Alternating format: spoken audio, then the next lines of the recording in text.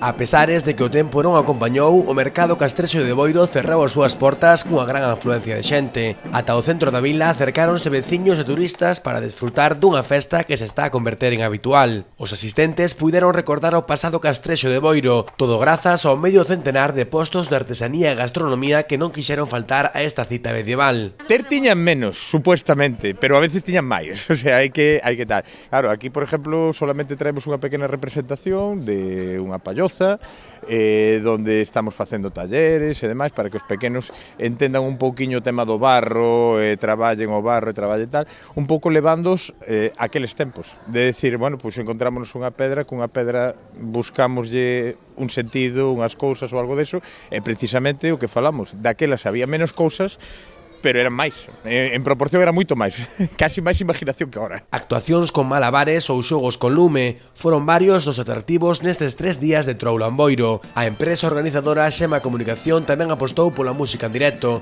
e conseguiu encher a rúa peatonal. Tamén houbo tempo para o desfrute dos máis pequenos. Durante a fin de semana, os cativos que pasaron pola vila puideron participar no campamento castrexo, onde aprenderon a fabricar cestos e pezas de cerámica, como facían os seus antepasados.